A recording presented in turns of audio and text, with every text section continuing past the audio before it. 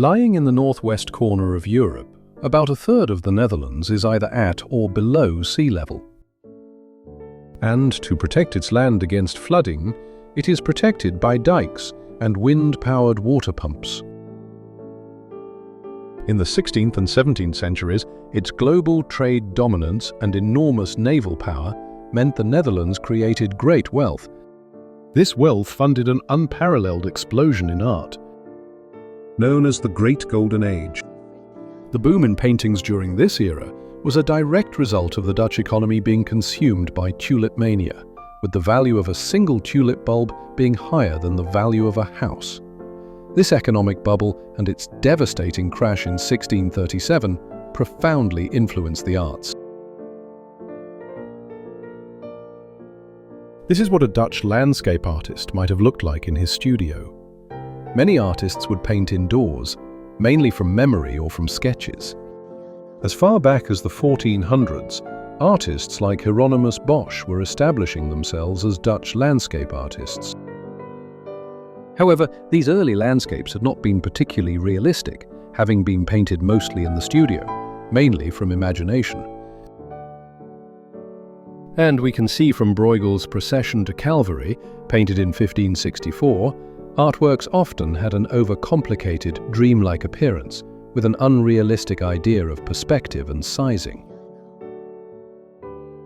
In the early 1600s, a more realistic Dutch landscape style emerged, typically depicted from ground level with lower horizons and often based on outdoor drawings.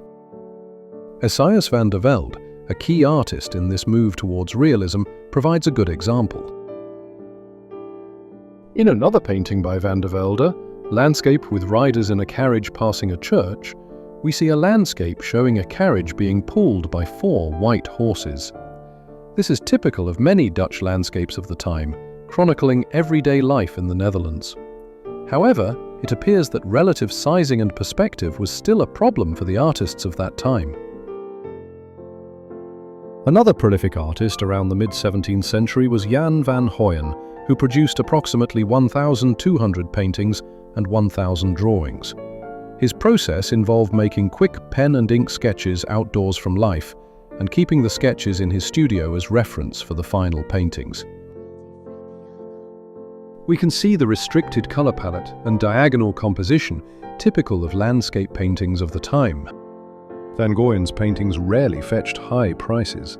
He compensated by painting quickly and increasing his production.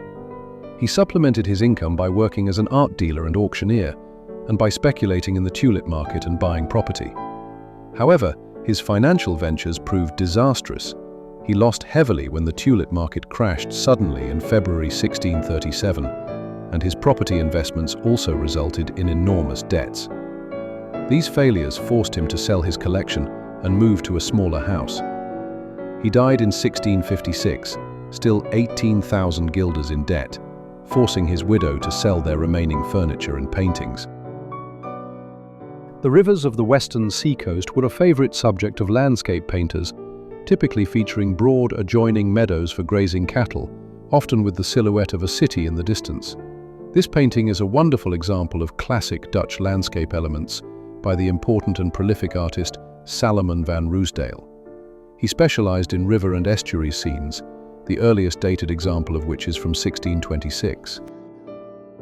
Here's another example of Ruisdael's work, a beautiful scene depicting a horse-drawn cart just after a heavy downpour.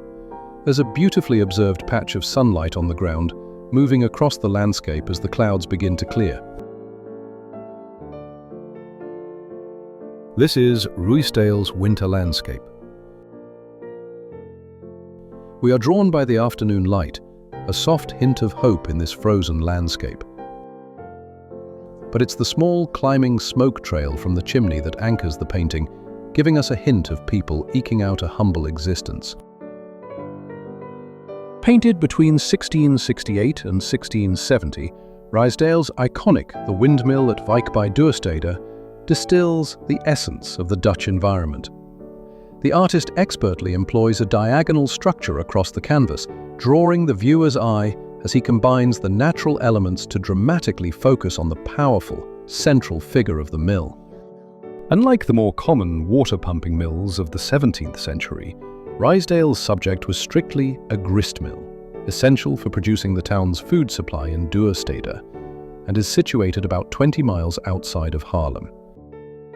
The Dutch Golden Age saw the creation of an astonishing 5 to 10 million works of art, with only about 1% surviving today. After an initial boom and a brief plateau in the mid-1600s, this massive production effort declined sharply following the Anglo-Dutch War of 1665 to 67.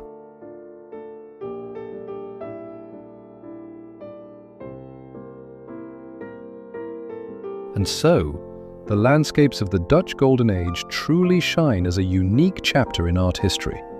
Their mastery of light, detail, and everyday life continue to captivate and inspire us to this day.